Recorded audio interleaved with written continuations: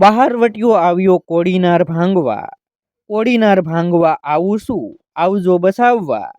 એમ પ્રથમથી જ ગાયકવાડ રાજને ઝાસો દઈ ગીરના ગાળા ઓળંગતો ઓળંગતો બુઢો જોધો માણેક પરોઢિયાવાને અંધારે કોડીનારના કોટની રાંગે આવી પહોંચ્યો. ગાયકવાડી ફોજ તો ગામમાંથી ભાગી છૂટી હતી, પણ ગામને ઝાપે કોઠા ઉપર એક આદમી અડગ હિંમતથી ઊભો હતો. વાઘેરો આવ્યા તેને એ એકલ આદમી સુનકાર પડેલા કોઠામાંથી બંદૂક ચલાવી ગોળીએ વધાવતો હતો. એનું નામ આદમ મકરાણી. વાહ જમાદાર! વાઘેરોએ એ વીરને નીચે ઊભા ઊભા પડકાર્યો. શાબાશ ભાઈ!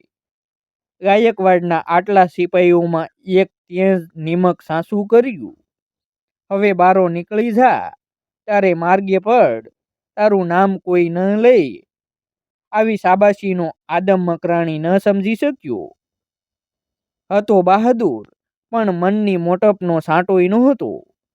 એણે ગાળો દેવા માંડી. વાઘેરોએ ફરીવાર એને ચેતવ્યો કે જમાદાર, જબાન સંભાળો અને ઉતરી જાઓ. અમે ઘા નથી કરતા, માટે ખાનદાન બનો. પણ આદમે ખાનદાની ન ઓળખી. એણે હલકટ બોલ માંડ્યા અને દગો કરીને એણે મૂળુ માણેકના ભાણેજ ઉપર ગોળી છોડી. જોધાએ આજ્ઞા દીધી, હાણે હી કૂતો આય. સિપાઈ નાય, હાણે હી કહાણો. હવે એ કૂતરો છે, સિપાઈ નથી રહ્યો. હવે એને મારો. એ વેણ બોલતા જ મિયા માણેકની બંદૂક છૂટી. એક જ ભડાકે આદમ મકરાણીને કો ઉપરથી ઉપાડી લીધો. આદમને ખતમ કરીને જ્યાં દિવાલ પર સડવા જાય છે ત્યાં ગામ વચ્ચોવચ એક મેડીમાંથી તોપનો માર થયો. એક પછી એક ગોળા પડવા લાગ્યા. જોધો જોઈ રહ્યો. આ કોણ જાગ્યો? જાણ ભેદુએ કહ્યું, કોડીનારના નગર શેઠ કરશનદાસની એ મેળી જોધાભા. અરબસ્તાન સુધી એના વહાણ હાલે છે. વાણીએ તોપું માંડી. જોધાભા, એ તો નાઘેર કાંઠાનો વાણિયો, રજપૂત જેવો. ધડ ધડ ધડ ધડ ગોળા આવવા લાગ્યા. તે વખતે જોધા માણેકની મીટ પોતાના એક ભેરુબંધ ઉપર મંડાણી. ભેરુબંધ સમજી ગયો.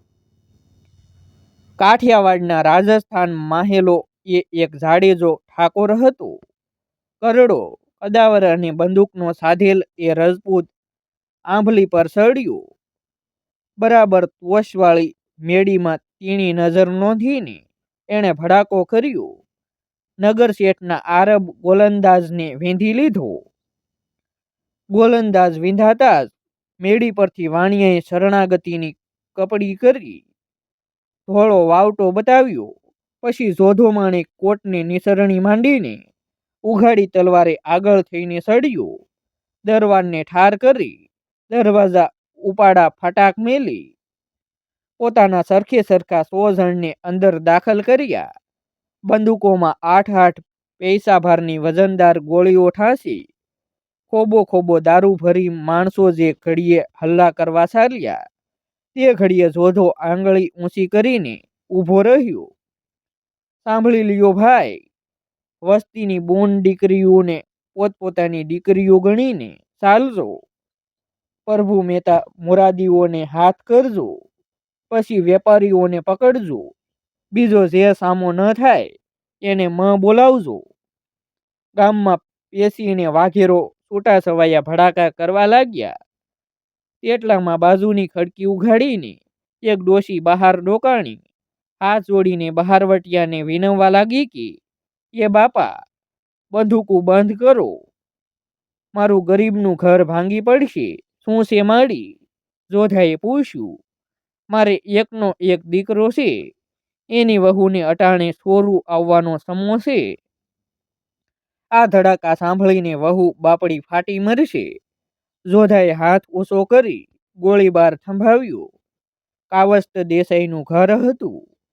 બહારવટિયા ત્યાં લૂંટી રહ્યા હતા.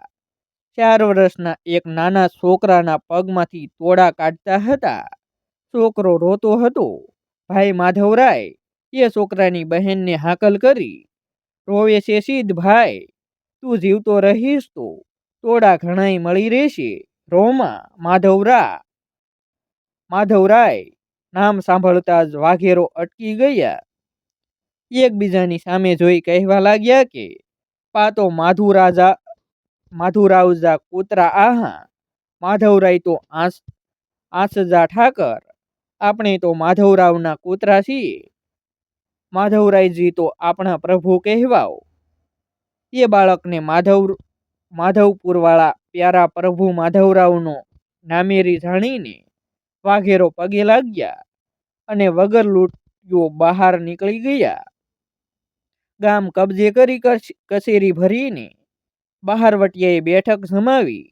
નગર શેઠ કરશનદાસે સન્મુખ બેસારેલા છે. નગર શેઠે હાથ જોડીને કહ્યું કે તમારે શરણે આવ્યા છીએ, હવે અમારી આબરૂ રાખો અને કોરે કાગળે દંડ આંકડો માંડો. કહેવાય છે કે બહારવટિયાએ 5,000 રિયાલ નામનું પોર્ટુગીઝ નાણું કે જેનું દીવ નજીક હોવાથી વાથેરમાં ચલણ હતું, એટલે કે ₹12,500 દંડ મંડાયો. શેઠે દંડ કબૂલ કર્યો. પછી વિનંતી કરી કે સહુ ડાયરો લઈને મારે ઘેર પગલાં કરો. બહારવટીયો વિશ્વાસ મૂકીને શેઠને ઘેર પરોણો બન્યો. ઘરને તળિયે તો કાંઈ નહોતું, પણ પહેલે માળે જાય ત્યાં બહારવટિયાએ જોયું કે તેલની મોટી કડાઓ ઉકળી રહી છે.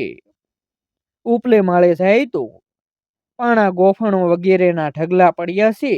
તેથી ઉપરના માળે સડતા તો બંદૂક, દારૂગોળો અને તરવારના ગંજ દીઠા. અગાસી પર 3 ઠાલી તોપો દેખી. હસીને બહારવટીએ પૂછ્યું, કાં શેઠ, શો વિચાર હતો? નગર શેઠે જવાબ દીધો, બાપા, નાઘેર તો સોમનાથજીની ભૂમિકા છે. આ ભૂમિ ઉપર તો લાખો સુરાપુરાના લોહી સંટાણા છે. મરવું મારવું એ અમારે મોટી વાત નથી.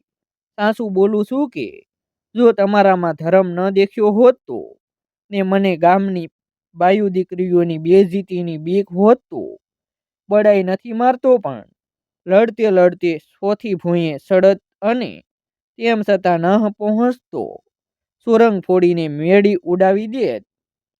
પણ તમારું ધર્મજોત જોઈને પ્રેમ આવ્યો એટલે આ ગોઠ દીધી છે. જોધા માણેક, રંગ તુને ભા રંગ વાણિયા. એમ બોલતો બહારવટીયો હેત ભરપૂર હૈયે નગર શેઠને બધ ભરી ભેટી પડ્યો. 5,000 રિયાલની થેલીઓ ભરીને શેઠના દીકરાઓએ બહારવટિયાની સન્મુખ ધરી દીધી. ધરીને પગે લાગ્યા. દીકરાઓ, બહારવટીયો બોલ્યો, આ હું તમને પાઘડીના કરીને પાછા આપું છું. ગોઠ જમીને બહારવટીયો નીકળી ગયો. શેઠનો દંડ ન લીધો. સરકારી કચેરીની અને દુકાનોની લૂંટ ચલાવી. બીજે દિવસે બ્રાહ્મણોની 84 જમાડી. ગાયોને ગોંદરે કપાસ્યા નીર્યા. ત્રીજે દિવસે કસુંબા કાઢી દાયરા ભર્યા. સારણ બારોટોની વાર્તાને નાથા બાવાના રાહણવથા સાંભળ્યા. ત્રણેય દિવસે કોડીનારના ગઢ ઉપર વાઘેર રાજાનો નીલો નેજો ફરકતો રહ્યો. 3 દિવસ સુધી રીતસર ત્યાં રાજ ચલાવ્યું. ન્યાય ચૂકવ્યા, રક્ષણ કર્યું ને કેદીઓ છોડ્યા. ચોથે દિવસે ચાલી નીકળ્યા. ગિરનાર કોઈ ટંકા ગાળામાં બેસી કોડીનારની લૂંટનો ભાગ પાડ્યો. જોધાએ પૂછ્યું, કુલ આપણે કેટલા જણ? 102. ઠીક, ત્યારે 102 સરબા ભાગ પાડો ભા. ના ના જોધા ભા, એમ નહીં બને. તું મારો રાજા છો. પ્રથમ તારી મોટાઈનો ભાગ કાઢીએ, તે પછી જ અમારા 102 સરખા ભાગ પડાવાશે. મોટાઈનો ભાગ કાઢ્યા પછી સરખે સરખા ભાગ પડ્યા. એક માથા દીઠ 300 કોરી વહેંચાણી અને બહારવટિયા હિરણ્ય નદીને કાંઠે વાંસો ઢોળના ડુંગરામાં આવ્યા. નદીની લીલી પાટ ને પીળી પાટ ભરી હતી. પડખે એક ઘટાદાર આંબલી હતી. જોધાએ આંબલી નીચે ઉતારો કરવાનો મનસૂબો જાહેર કર્યો. તે જ વખતે બરાબર એક વટે માર્ગું ત્યાંથી નીકળ્યું. એણે શિરામણ દીધી કે ભાઈ શિખામણ દીધી કે ભાઈ, અહીં દાનર તું માણસ રાત રોકાતું નથી. એવી વહેમવાળી આ જગ્યા છે. પછી તો જેવી તમારી મરજી. જોધાએ કહ્યું, અરે ભાઈ, ખડિયામાં ખાંપણ લઈને ફરનારને તો ધરતી માતા માના ખોળા બરોબર પડાવ નાખ્યો. બીજા જ દિવસથી જોધાને તાવ ચડ્યો. ત્રીજે દિવસે જોધાને પોતાનું મોત સૂઝ્યું. મરતી વખતે એણે એટલું જ કહ્યું કે ભાઈ, મને મરુંની તો ભે નથી, પણ દેવો ક્યાંક લપટશે એવો વહેમ આવે છે. દેવાને મારી રામ દુઆઈ કે એટલું વહેણ અધૂરું રહ્યું ને. જોધાનો જીવ ખોળિયું ખાલી કરીને ચાલી નીકળ્યો. હિરણ્યને કાંઠે જોધાને દેન દીધું. 101 માણસોએ લુગડા કાળા રંગમાં રંગીને પહેરી લીધા. આખી ટુકડી જઈને મૂળને ભેળી થઈ ગઈ. જે આંબલી નીચે જોધાએ પ્રાણ છોડ્યું તે આજ પણ જોધા આંબલી નામે ઓળખાય છે. સાસણ ગામથી લીમધરા જતા વાસવહોલ ડુંગરની તળેટીમાં હિરણ્ય નદીને કાંઠે આ આંબલી ઊભી છે. આવા જ નવા ઐતિહાસિક વિડીયો જોવા માટે અમારી યુટ્યુબ ચેનલ સબસ્ક્રાઈબ કરો અને વિડીયોને લાઈક કરો.